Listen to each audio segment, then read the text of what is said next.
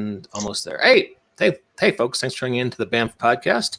I'm your host, Mike Lafferty, and today we are very pleased to have Starfinder senior developer John Compton here with us. How you doing, John? Doing pretty well. Good to be here. Yeah, we really appreciate you coming on and gracing our little dog and pony show here with a patina of respectability. Well, I mean, I'll lend what I can, but I only have so much that I can bring on that front. No worries. And directly below John in the Brady Bunch grid is Mr. Jacob Blackman, who has written quite a bit of third-party material for Starfinder, mainly for Rogue Genius Games. How you doing, Jacob? Hello. Great. Always glad to be here. So hey, just off the top, we announced this on Reddit and Facebook. We got a fair amount of response. John, we talked about this before the call, but I'll go ahead and mention it here just so they can hear the response. Someone was asking for a table of contents for the Starship Ops manual. Is there any chance we could release that to them at some point in the future, or what would be the disposition of that?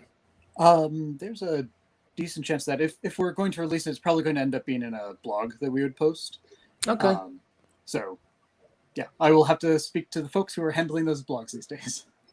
Okay, cool. I can certainly give a general overview of some of the features, though, that we have in Starship Operations Manual, just to give a more of a verbal table of contents. Well, hey, since we're on that subject, so we don't forget about it, could you just give us that brief rundown right now? Sure. So the Starship Operations Manual is really a revisiting and expansion upon a great deal of all the Starship combat and Starship piloting options that show up in the core rulebook. So the core rulebook presents things like astrogation, where it's like we want to get from point A to point B, or we want to fight those space pirates over there, or wowie zowie, how is there an asteroid that is a creature and it's trying to eat us now? Those are all the sorts of things that we address in the core rulebook and really expand upon in big ways in Starship Operations Manual.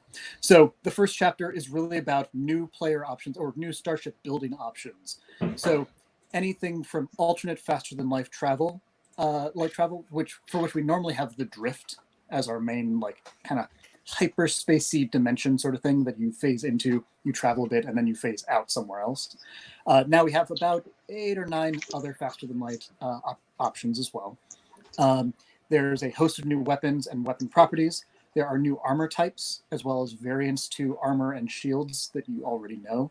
So if you'd rather not just have your shields absorb damage, but rather you want deflector shields that try to, deflect attacks rather than just absorbing damage, you can do that. We have special materials for your armor and weapons and many other systems. So if you want to put horicalcum into your defensive measures, then you totally can. And then we also have a host of new expansion bays and systems, many of which are super exciting things to deal with, like the ability to plug directly into your starship and pilot it with your mind. Or if you have class features or feats that you want to be using, there are now modules that you can install into your starship that will allow you to basically apply those normally just like I'm on the ground tactical level feats and class abilities into things that your starship now uses. So, for example, the Solarian has their solar weapon. Basically, if you want to create your lightsaber equivalent with your Solarian, you can. What does your Solarian do once he's on a starship, though? Well, I mean, normally we put him in a gunner seat and say, go to it. I hope your battle axe skills are effective here. But now there are modules that allow you to install things that say, oh, hang on, the starship has sniffed out that somebody on board has the solar weapon property or class ability. Would you like to use that? And you say, yes, absolutely. And you can start to manifest starship weapons out of your solar energy that you would normally use for your sword or spear or whatever into a laser cannon for your starship. Things like that allow you to, again, take those class abilities and use them in big ways in starship combat as well. So that's the starship building section, though. We want to make sure, though, that we're using starships in new and cool ways. So we want to cover things like ways to structure encounters in neat ways. So there are chase rules for starships in case you want to be chasing down somebody, like basically every Star Wars movie always has. Or if you want to even be doing the equivalent of pod racing, where it's like, can we do a racing circuit with starships? Yes, we absolutely can do racing campaigns now. Or let's say you are in high planetary orbit and your starship blows up and you want to know if your PC survived the trip to the ground. Oops. We have orbital drop mechanics, for example. We have boarding rules in case you're tired of going pew pew pew and you just want to crash into somebody and hurl yourselves at the enemy starship. You can do that. So lots of new ways of using starships. When we get to chapter 3, we're starting to look at not just new ways of building starships, but new ways that starships are expressed in our setting. And that covers two different things. One of them is that we have 44 new starships with their stat blocks, but also each one of them has a really cool description of its history, of its maker, of what trouble it has run into in its manufacturing process, what it's known for. Each one of them just takes it in a cool new direction. So like there's a new Hell Knight starship in there that got a reputation for something that people really enjoyed stealing and joyriding because they saw it got featured in several different movies. So they're like, oh, if I'm going to steal anything, I'm going to steal that Hell Knight ride. And now it has biometric locks to try to combat that because the Hell Knights were just done with all of that. So each one of them has a little story built in. But we also have, I believe it is 20. I'm going to get the number a little bit off, but around there, new manufacturers as well. So we've referenced manufacturer names in a bunch of our Starfinder literature, but we've rarely, if ever, gone into detail as to who they are, what they represent. We have 3 different Eoxian, so these bone ship manufacturers. How are they different from one another? Well, each one of them gets a column of description in addition to some perks. So if you buy a starship from this manufacturer, then you'll get a little perk with it as well that really tries to convey more flavor than it does mechanical advantage. So it might be something like, this is our luxury brand or luxury manufacturer. If you want to buy luxury crew quarters, it's going to be a little bit cheaper. Do luxury crew quarters change the nature of the battle? No, but they make you feel damn good about what you're doing in the meantime. So that sort of thing. And then finally, we have chapter 4, which is a little bit more GM facing. When one of the critiques from early on in Starfinder and Starship Combat in particular, and that Thurston Hillman and I kind of ran across when we were creating Starfinder Society scenarios, is that you can do Starship Combat where everybody starts 3d6 plus 5 hexes away from each other, and they go pew pew, and eventually one of you will explode. You can do that. If you always do that, you might get a little tired. So we're looking for ways of using starships as a storytelling mechanism. So that includes new ways of structuring encounters. So it could be things where you have where you have alternate wind conditions, where it's we need to protect this thing. We need to break through this embargo to get to this other place. Things like that shake up what Starship Combat is. But also, there are a whole bunch of adventure hooks and also complete campaign arcs that are written out in Starship Operations Manual. So if you just want to have a quick 150 words of an idea to run with, you got that. But if you'd rather have something that you could basically turn into your own adventure path length adventure, we have those too. And in addition to that, we have Starship scale creatures. So, the giant worms in Star Wars that narrowly avoid eating the Millennium Falcon, that sort of stuff. If you want to fight those, you can do so too. So basically, Starship Operations Manual is trying to provide as many options for players, but also for GMs to ensure that Starship Combat and Starship piloting is always an exciting and versatile storytelling tool. All right. Wow, you covered quite a bit there. And I've got just one more question from Facebook, and then I'll turn the joystick over to Jacob, as it were, so he can pilot this illustrious starship interview. And I lost my metaphor there, guys. I apologize. All right. Over on the Starfinder RPG Facebook group, let's see. That was from Nathaniel Cornet Ching, was asking, well, there'll be some options for managing large-scale Starfleet battles. Yeah, and that, in fact, brings up 2 pieces that somehow I forgot about because they're 2 of the things, in fact, I expect the most excitement about. One of the other bits of feedback we got early on in Starship Combat was that all the PCs are on board a single starship, and there are 2 very big tropes of Starship Combat that we really didn't address in the core rulebook. One of them is the idea of squadron combat, where each one of us wants to be in their own X-wing, going pew pew pew and flying around. Yeah, absolutely. And we totally address that in Starship Operations Manual. So not only can you do single pilot starships, and it gives you a way of breaking up what tier each one of your starships is, depending upon how many starships you have.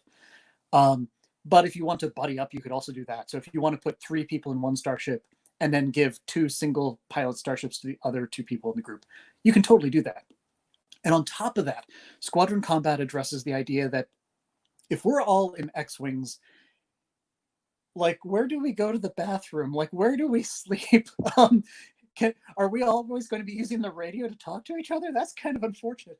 So one of the other cool things that the author Alex Agunas included in the turnover was the idea of having a base ship, where it is not a powerful starship, but is a starship that is large enough to serve as a carrier for your little smaller squadron starships, and can give you, like, your lounge and your crew quarters and things like that, where you can get out of the single seat and actually stretch your legs between any of the scenes. And on top of that, if you want, your captain role that you'd normally have for your starship can just hang out on the headquarters ship as well and do, like, command actions across the entire squadron if they want. So it's a lot of fun there. But if you want to, instead of being something smaller, if you want something bigger, we have Armada combat. And Armadas are where, wow, we sure do want to be commanding fleets of hundreds and hundreds of starships. So it is the mass combat equivalent for Starship Combat. Each one of you will take the role of one of the senior officers of the Armada, and you can use your actions to basically improve the fleet that you're in or nearby fleets. And fleets can represent anything from, like, a handful of little starships or one big destroyer if you want. But it's a very versatile system that lets you play out these sorts of combats in a quick and efficient way. So if you want to do the battle over Endor Moon at the end of Return of the Jedi, this is the system to use for that in Starfinder. If you wanted, and you were comfortable jumping between the different frames of action, you could even have we're doing the big battle of Endor. We are also simultaneously having the PCs do the trench runs for the Death Star. And if you wanted, you could, I'm sure, have the whole Endor battle on the ground happening. So there are lots of different ways that you can be running Starfinder. And if you want to do those in parallel, you totally can. Or I had somebody asking this earlier, but if you wanted, you could even do a system where you start off with Armada combat. And the idea is we need to break through the line. And once you do, then you could end or pause that Armada combat as the Admiral says, all right, PCs, we've opened a line for you. Go through and finish this off. And then you could just have the PCs jump straight into squadron combat with zero trouble whatsoever. Okay. And speaking of Armada combat, in regards to some things that I've been aware of, some things I've tried to do but have not successfully done with Starfighter combat and Starfinder is things like ships versus a space station. How are things like that addressed in the operations manual? Yeah, so the Starship Operations Manual does pick up a little bit of material from some of our softcover books in the past. Namely, Starfinder volume number 6 at the very end of Dead Suns had a short article about super colossal starships. Mm-hmm. And in it, it presented basically, if you want to have starships that are 6 miles in one dimension or longer, then you can. And so we have things like base ships in there that are a starting point for representing space stations. But there are also several different starship templates, so to speak. We introduced a couple of these things in, like, the Pact Worlds book a couple of years ago, like the biomechanical sort of template to it, where you want your ship to be alive. In this case, though, we've also introduced one for the space station, and we also have one for the colony ship, both of which are slower, but have the capacity to accommodate a lot more expansion bays. In the case of the space station, and actually for both of them, they have the ability to support a much larger crew and population aboard them, as well as they can mount special types of weapons called orbital weapons, which are the weapons for firing down at the surface. And usually we would love to see these as a GM tool, but they're available. So if they are right for your campaign and you're Bombarding willing a to pay the planet. consequences, then that's your call. Okay. I'm really glad to hear that you're going to have some more Pact World content. One of the things I've really enjoyed about all the Starfinder books is that they're usable for both GMs and players equally. So yeah, it's great to hear that you're going to have, talking about specific companies who make the ships and more Pact World content. Are we going to be seeing that for like just the Pact Worlds, or are we going to have some content that's available for like the creation of the Veskar, the Vesk Imperium ships, and other near world planets? Yeah, so there's a little bit of stuff touching on near space, but there's a lot more that touches upon the Veskarian. So for the sample new starships, there are a handful of them that are new Veskarium starships, in addition to the ones that we have in the core rulebook and near space. But also some of the manufacturers are Veskarium. So things like Blood Mountain Clans or Norikama are Veskarium-based manufacturers. And just like I had mentioned with the Eoxian manufacturers, like when we look at the Veskarium ones, we say, are all of these big, green, and scaly and, have green ships and lots of spikes? Well, I don't know. How can we differentiate these? So it was a really cool challenge, and I loved what a bunch of the authors provide on that front. So yeah, there is more beyond the Pact Worlds. Excellent. Yeah, I'm really glad to hear about more Starfighter content, because that's a classic trope for all sci-fi. But specific to Starfinder, one of the frustrating things I've had is not enough drift lore and drift content, because in the core book, it says, if you don't make the check to get from one place to another, or there's a percentage chance that just might happen, you have a drift event. And then where's my drift event content? You will notice I have drift relevant art in the share screen right now. That's true. It looks like the first ever drift travel that was performed by the Pact Worlds, in fact. So there's not a lot more about what the drift is or how it operates in Starship Operations Manual. I can point you to a couple of other resources, though. Pact Worlds has a bit of information about the drift, as well as there is an article in the back of Starfinder, issue number 4, that has a fair amount about the drift, as well as a major city that exists within it, where basically those who get trapped in kind of wander over and are like, well, sure don't have the technology to get out of here, but this looks like a nice place. As far as other drift content goes, though, one of the ways that we've really been exploring that, in my experience, has been through Starfinder Society organized play.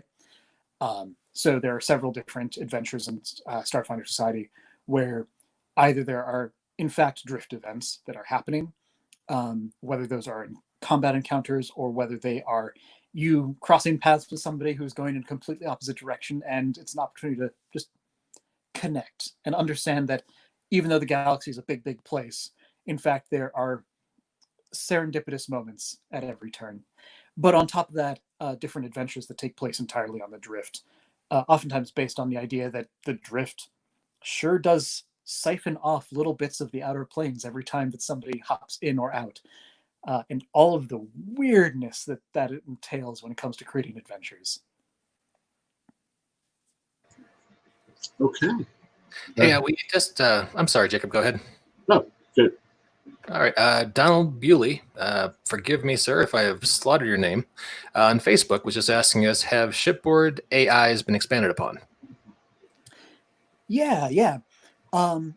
So there was a little bit of noting in, I think, the core rulebook even that, if you want your ship to have a virtual intelligence or the like, then, so be it. I guess it's there if you need it. Starship Operations Manual expands on that a whole lot more.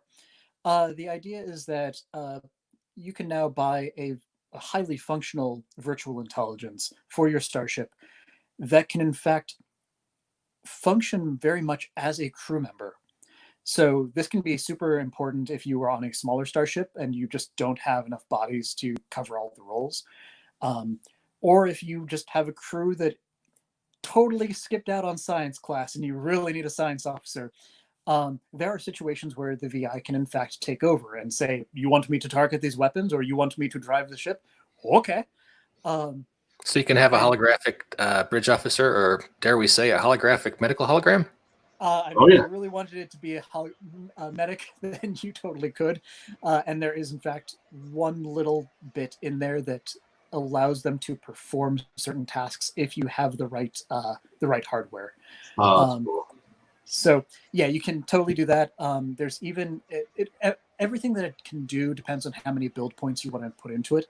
But one of the variants that you can do is allowing it to create a hard light version of itself, which basically turns it into a holographic elemental that can stalk your ship and try to help you fend off any intruders. Oh, Eve would love that. I know. It's like every time you have to park your starship somewhere and go adventuring, you always worry that you're going to come back and the GM has said, and then some people sneaked on board and stole your ship. Har, har, har. Now you have to do a different adventure. In this case, though, sorry, some Jawas looted your starship. Yeah, in this case, you can find their mangled bodies on the floor, and you can kind of salute the very strange and apparently very deadly holograph that's been cooking your meals the past several months.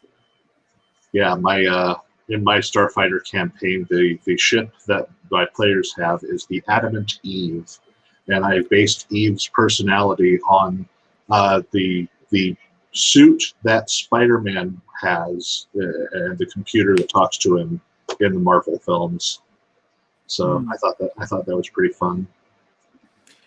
Yeah, I mean, I have a lot of fun with the virtual AIs and ships. They can be their own character. One eventually of a ship they captured turned out to be like Patton Oswalt. It's a lot of fun to give an enemy ship its own personality. So hey, I'm showing off some art that showed up on the Paizo Twitter feed a couple weeks back.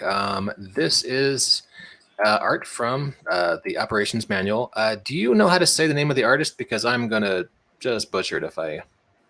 I might be able to say the name of the artist, but I don't know the artist offhand for this piece. Tomas, ending with a Z.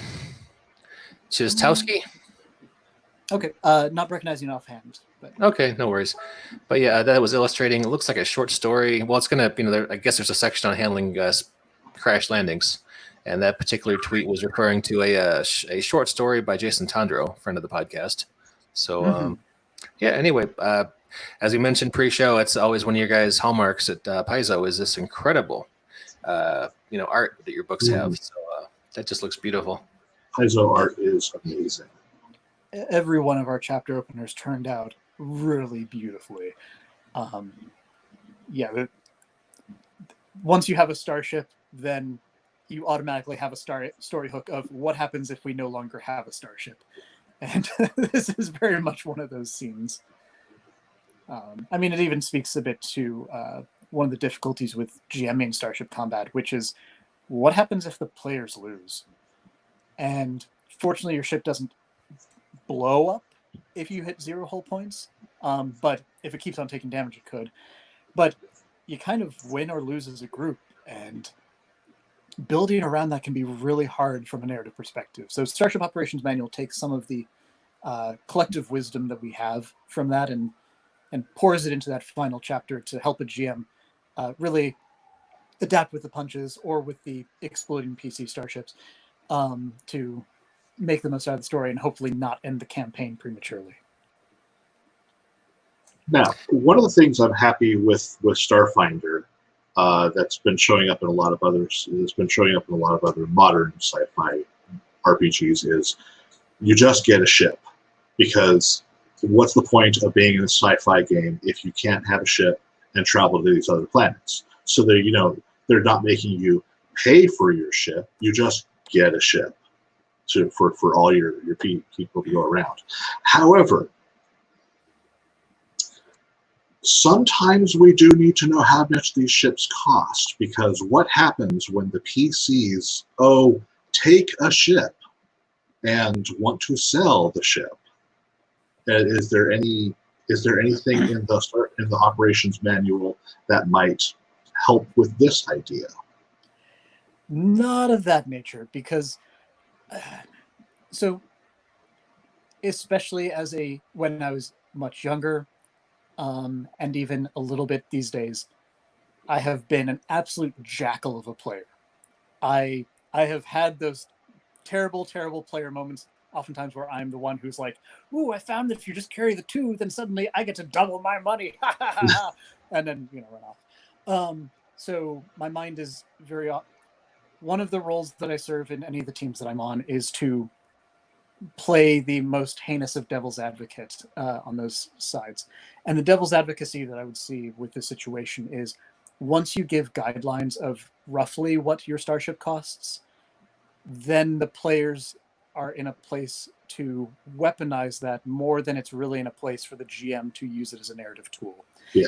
And the situations where we want somebody outright buying a starship or selling their starship in order to pay for something are probably the situations in which we want the GM to be using that encounter or that setup as a plot point, where we need to buy a starship because that is what gets us to the next stage, or we are selling our starship in order to bribe this official or this NPC to do this thing, rather than we sold our starships that we could get 100,000 credits, and now our second level soldier has 15th level power armor. That is the sort of situation that we generally want to avoid. Right. No, I understand that, but what I was curious about is maybe using it as a tool for if you're going to be selling ships, for extra build points that they could use for improving their own ship. Even if they can't improve their gear, they can improve perhaps their ship, or perhaps cannibalize the enemy's ship to the enemy had this spiffy cloaking device. We want that cloaking device. Yeah, and so the cloaking device example in particular is a really cool one, from the perspective of almost approaching it like Pathfinder 2nd Edition's uncommon and rare items would go, which is how I would generally approach it in Starfinder. We do have certain things that have the trait of restricted, where it is typically only found in the possession of certain groups. Right. Especially the Aslanti. The Aslanti have a lot of proprietary technology. Oh, yes. So that would be one approach to it. The idea, though, of being able to loot starships is something that our team has definitely explored a lot in conversation, because it has really cool opportunities, and it gives you all the more reason to carry around cargo bays, but also carries around risks that we have not yet published the balancing mechanics that we quite want and need to make that a reality. It's not off the table for future products, but I would not expect to see it in the Starship Operations Manual. Okay. In other regards, I think I like hearing that you're going to be integrating more class-specific things for people to do on the ship, because I loved seeing like the spellcaster options in the character operations manual for the spellcasters to be able to do things in ship combat, as opposed to just being the gunner. So yeah, I'm happy to hear you're going to be doing more of that. And speaking of the character operations manual, do you have more things that might integrate like the downtime rules in there, or are you just going to pretty much be using them as is? At this point, we're still early enough in the course of using downtime rules that the ones in the character operation manual are pretty darn comprehensive. They're pretty. Yeah. So there aren't any new downtime rules, and to be clear, there are not any new starship roles like magic officer or engineer or the like. But there are lots of new ways for each of them to be doing their jobs. Whether that is, again, integrating some of your class features, or being able to plug directly into the starship and create newer, better tuned sorts of maneuvers, or in the case of there are numerous sidebars with many of our new weapon types and the like that give you new actions for a bunch of these roles. So, for example, currently pictured is another chapter opener In this case, this is showing not only boarding, but also the attaching weapon property. So the equivalent of a space harpoon, or I've been watching Enterprise lately, so the grapple gun. Yep. But that's one of the ways of boarding, is that if you get close enough and you fire one of these weapons, you can then start to use crew actions to launch some of your crew at the opposing starship and start boarding action, which is a 2-page section that sure can lead to crew death, so use responsibly. You can also just use rams to bore a hole into the side of the starship and then hurl some of your crew members into it. Or if you'd prefer an even more direct way, there are these boarding canisters that are, like, if you look back to the Voyage to the Moon, Jules Verne sort of stuff, where it's like, what if we shot a bullet full of people at the moon? It's that, but you're shooting it at a starship. All of those are different boarding options that are good fun. But on top of that, there are crew actions for, like, how do we cut cables? Well, the engineer now has an action that they can use to sever these harpoon lines if they so desire. Or for another type of weapon, we have an entirely new category called the electric countermeasures weapon, so ECM. And these take up weapon slots on your starship, but they are operated by the science officer in order to perform basically electronic warfare. So if you want to hack the enemy starship, we now have weapons that allow you to basically fire a beam of I'm in charge now, where all the computer bonuses that you would have gotten from the starship computer now turn into penalties that the other starship can apply on the fly and say, I'm sorry, did you want a +3 to hit? Actually, it's going to be a -3 right now because heck with you. But there are also things like teleportation pucks, where it is a Magitech mine that your starship can leave in different areas on the battlefield. And then your science officer can attempt to boomerang your starship back to one of these teleportation pucks as a way to almost rewind time or fold space. So several of these different things are creating really new, cool options for you to maneuver around the battlefield, including in ways that don't rely on the pilot. Wow. Okay. Those sound fun. All right. My final question, and this pertains because of the BAMF podcast love of transforming robots. Mm-hmm. Can your ships turn into giant robot mecha? The visuals is your call. The important part, though, is that if you use squadron combat, there is an alternate system that you can install in your starships, or the participating starships, to have them be able to, in fact, Voltron together into a larger starship. Yes. Which has its own build, and then fly around as a group starship as if you were doing standard starship combat rather than squadron stuff. And if you want, you can then later break it apart mid-combat as well. This does not allow willy-nilly combine, apart. Right. It only lets you really switch back and forth one time, but it allows you to have that transformation sequence or that, all right, let's split up, gang, moment. And while affording you the independence that you may desire, depending upon the combat.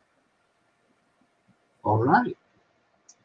Well, that is the end of my questions. Okay, yeah, nothing else from Facebook or Reddit. So just to underline it, in case I missed it earlier, we are going to see mecha rules in this this book, right? Not in this book, no. Okay, okay. I heard they were coming, though. Yeah, so we announced about a month ago that in July we would be launching 2 different playtests. Okay. One of them is a new class. One of them is a playtest for mech rules. So those are for a future book. And so this is a process, much like many of our other playtests that we've run, where the public can playtest these mechanics in their home games or even to an extent in organized play and give us feedback to shape what our future books look like. So the new class is called the Nanocyte. It is basically your character is the host body for a swarm of nanites that you can then use to flood the battlefield, to irritate your foes, to tear things apart, to repair stuff, to create gear, things like that. so that is our new class. And then the mech playtest is mechs are filling kind of a curious role because we have starships which are big. They're flying around at impossible, practically uncharted speeds. We also have on the ground people who are running around at 30 feet per move action. Where do we really fit these things in? And the answer is that there's much more that we want to accomplish on the ground with mechs than necessarily we want to in Starship combat. So the mechs are coming out and they are fitting onto the 5-foot grid, or if you want, you can even kind of scale up the grid a little bit. But they're the sort of things that you as individual players can hop into and be used to continue the fight against some of your traditional foes on a square grid. Excellent. Because if there's anything I want to do, it's be able to take on a dragon in a mecha suit. Yeah, absolutely. And like you can be taking on a dragon in your mech suit, or if you wanted to, you could be getting together with some of your friends in the same mech to all simultaneously take on a dragon. That way, one of you can grab, the other one can, twirl it around, and the third one can give the command to suplex it, and everybody cheers except the dragon. Indeed. All right. I was going to make Pacific Rim joke, but that seems like would be in poor taste. Oh, wait. Hey, Jonathan Royal. Question just came in just a second. Jonathan Royal off Facebook. Can the mecha form Voltron like starships can? I think we answered that, right? I believe we just answered that. Yeah. We haven't talked about the mechs being able to do that, and certainly that is available design space. What you're going to find in the mech playtest is that we are wanting to make sure that the core mech rules themselves work. So rather than getting playtest data that says, I don't know how individual mechs, but when we tried to Voltron, then it didn't work. Boo on the system. We want to make sure that the core of it functions. And the important part about any playtest is that after the playtest period ends, and even kind of during it, we as the developers are going to be taking that feedback and that material, and we're going to be giving it further tweaking and development, and even possibly adding more material. So, like Starship scale mecha. Yeah, as far as the Voltron question goes, let's see. Okay, so we're still in the alpha/beta part of these rules. Things can change. So that is the whole point of this playtest. Yep. Okay. A fellow named Jared Rock off of Facebook also had a question just now. How many different kinds of solo or duo starship types will there be? Solo and dual starship types. So the Starship Operations Manual does not include new starship frame types, at least not beyond the Super Colossal. So when it comes to creating solo pilot starships, I believe it is true that all of the tiny, small, and medium starships can be operated with a single pilot. And that gives you 7 different options, or at least 7 different options from the core rulebook. We have a couple of other ones scattered throughout our other books. Okay, sounds good. Guy on YouTube, hey there, Ferris412, was saying, I'm thinking of doing a Battlestar Galactica type game, and this book seems essential to my needs. Yeah, I think you covered that earlier. It sounds like there's going to be some options for having base ships. So, yeah. Absolutely, yeah. And the important thing about squadron combat is, although you can use the sort of weaker, smaller HQ starship that is provided as an optional addition, you can just as easily structure the adventure to say, yes, we have the huge starship where we park, but anytime that there's some sort of important mission or encounter, then we as the PCs jump into our little starfighters and fly out. And it is not the big starship's job to do the cool heroic stuff. That's why we exist. So you can do it either way. All right, cool. Sounds good. I think that wraps things up. Jacob, do you have any further questions? No, John was pretty clear, and honestly, his opening description covered several of my earlier questions, and I got to everything else. So I think I'm good. All right, cool. John, really appreciate your time. Oh, okay. Jonathan Royal on Facebook. This is your last question. We got to wrap things up. Is there a favorite feature of the new class that you can talk about? Favorite feature of the new class? Yeah, I can talk about that a little bit. The big feature to play with is, what do your nanites even do? And one of the important considerations with nanites in in sci-fi or science fantasy is that nanites are one of the few truly magic bullet tropes where they can do anything you need them to. They are space magic. Oh gosh, we need to raise the dead. Nanites. We need to repair this body. Nanites. What if we need to kill people? Nanites. So one of the big challenges was trying to make sure that the nanosite can do enough things to really address a whole bunch of those tropes without being able to do absolutely everything and put all the other classes to shame. So it's definitely a balancing act. But one of the core things that your nanosite is doing is choosing how they're using their array of nanites at any given time. So the thing to be looking forward to is that you can be changing it from one form to another round by round, each with different big effects. So that is one of the biggest features, and it's probably the one that I'm most excited about, just because it provides so many cool ways to play the game. Excellent. Sorry, I was on mute. Jed responds, says, it sounds kind of more like a race than a class, but I can't wait to try it. Well, cool. Join the playtest, and you can do that. I'm guessing that's running right now from what you said, right? It's going to be coming up next week. All right, cool. If you hit the Paizo blog, go to the Starfinder tag, and you can find it. Looks like an announcement from June 2020. And Jonathan Royal says, I just got more excited for it. Well, cool, Jonathan. Glad we helped turn you onto it. And I have to wrap up and get back to a meeting here on my soul-crushing day job that exists on this laptop to my right. Mr. Compton, thank you for coming on today. Really pleasure. It's been a great pleasure talking to you. Any closing thoughts before we sign off today? Really excited to be hearing people's feedback on these playtest classes, or the playtest class and the playtest mechs. Again, we will have a blog announcing when it does go live, as well as links to the feedback surveys. That is one of the core ways, really the preferred way for us to get feedback, although there are numerous other vectors. But unless we get that feedback, then it's hard for us to make the changes to make these things even better and serve your needs. All right, cool. And just so that we don't forget to wave the flag for Starship Operations Manual, when and where can folks give you money for that? So the official release date is July 30th. So just next week. It is one of our Gen Con launches, which is a little bit more virtual this year. Yeah. So you can find that online at paizo.com, and for where you have functioning bookstores that are open and game stores anywhere, then you should be able to pick it up there as well. All right, perfect. Thanks for your time, Sir Jacob. Thanks for helping us run the show today. And to all of our listeners and viewers, thanks for logging on today, and we'll see you next time on the Banff Podcast. Now,